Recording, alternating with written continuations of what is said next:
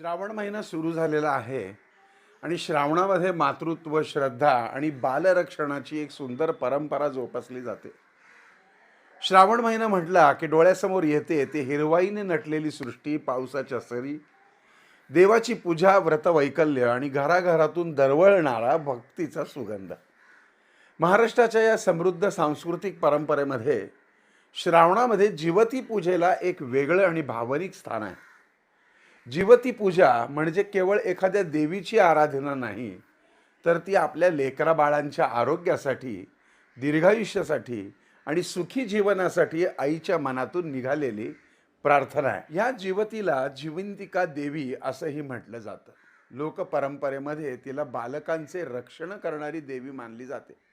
विशेषतः मुलांना संकटापासून दूर ठेवणं, त्यांना उत्तम आरोग्य लाभावं, आयुष्य दीर्घ व्हावं आणि त्यांच्यावर देवीची कृपादृष्टी राहावी, या भावनेनं या जिवतीचं पूजन केलं जातं. श्रावण महिन्यातला शुक्रवार हा जिवती पूजनासाठी विशेष मानला जातो.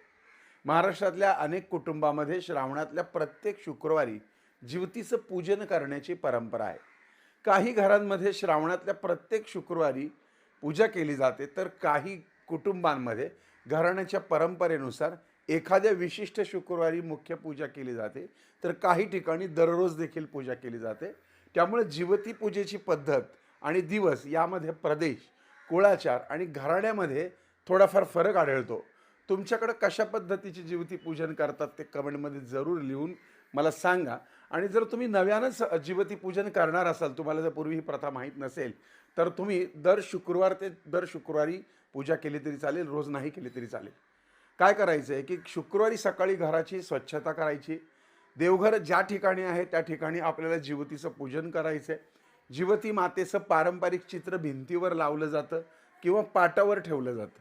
या चित्रामध्ये अनेकदा जिवती मातेसंबंधात बालरक्षणाशी संबंधित विविध देवतांची आणि प्रतीकांची मांडणी दिसते. काही पारंपरिक चित्रांमध्ये नरसिंह, श्रीकृष्ण आणि बालकांचं प्रतिकात्मक दर्शन घडतं. या सर्व प्रतिकांमागं एकच भावना असते, ते म्हणजे बालकांचं सगळ्या प्रकारच्या संकटापासून संरक्षण व्हावं. चित्रासमोर पाट किंवा चौरंग ठेवून त्यावर स्वच्छ वस्त्र अंथरलं जातं. त्यावर दिवा प्रज्वलित केला जातो, धूपदीप लावला जातो. जिवती मातेला हळदी, कुंकू, अक्षता आणि फुलं अर्पण केली जातात. दुर्वा आणि आघाड्याची माळ अर्पण करण्याची पारंपरिक पद्धत अनेक घरामध्ये आहे. त्यानंतर घरच्या परंपरेनुसार नैवेद्य दाखवला जातो. खीर, गोड पदार्थ, फळं किंवा घरात तयार केलेले सात्विक पदार्थ या जिवतीला नैवेद्य म्हणून ठेवले जातात. त्याचबरोबर तिला कापसाची वस्त्रमाळ देखील अर्पण केली जाते. असं वाटेल की आघाडा कुठे मिळेल, तर तुम्ही आता बघा, पाऊस पडलाय, आघाडा आणि दुर्वा तुम्हाला कुठेही मिळून जाते. देवीसमोर हात जोडताना आईच्या मनामध्ये आपल्या मुलांचं चित्र असतं. मुलांनी निरोगी राहावं, त्यांच्यावर कोणतंही संकट येऊ नये, त्यांचं आयुष्य सुखी आणि यशस्वी व्हावं, त्यांना सद्बुद्धी मिळावी आणि त्यांच्यावर सदैव देवाची कृपा राहावी, अशी पॉझिटिव्ह फिलिंग्स निर्माण करायची. ती पूजेतला सर्वात सुंदर आणि भावनिक परंपरा म्हणजे काय, तर मुलांचं औक्षण करणं. पूजा झाल्यानंतर घरातल्या सगळ्या मुलांना देवासमोर बसवलं जातं.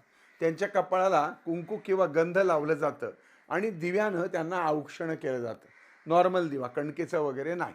आईच्या हातातला तो दिवा जणू आपल्या लेकरांच्या आयुष्यातला अंधार दूर करून त्यांचं जीवन प्रकाशमय व्हावं, अशी ती एक प्रकारची प्रार्थनाच असते. पूर्वीच्या काळी या वैद्यकीय सुविधा फार अत्यंत मर्यादित होत्या. त्यामुळं मुलांच्या दीर्घायुष्यासाठी आई वडील देवी देवतांचा आराधना, व्रत आणि प्रार्थना करत असत. आणि अशा सामाजिक आणि सांस्कृतिक पार्श्वभूमीत जिवती पूजेसारख्या परंपरांना विशेष महत्त्व प्राप्त झालं आहे.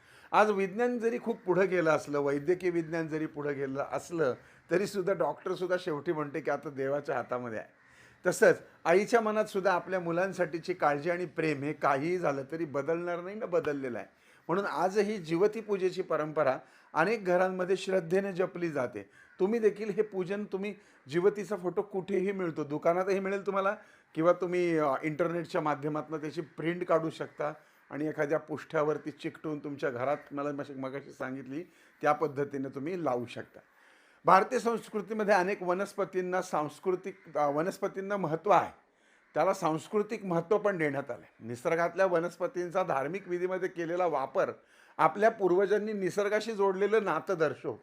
त्यामुळे जिवती पूजा ही श्रद्धेबरोबरच निसर्गाविषयी आदर व्यक्त करणारी सुद्धा परंपरा आहे. श्रावणातल्या शुक्रवारी जिवतीसमोर लावलेला दिवा, फुलांचा सुगंध, आघाड्याची माळ, हळदी कुंकानं सजलेलं ते चित्र आणि आईच्या हाताने होणारं मुलांचं औक्षण, या सगळ्यांमध्ये आपल्या महाराष्ट्राच्या संस्कृतीचा एक अतिशय सुंदर भाव दडलेला आहे आणि तो भाव म्हणजे लेकरांसाठीची आईची माया.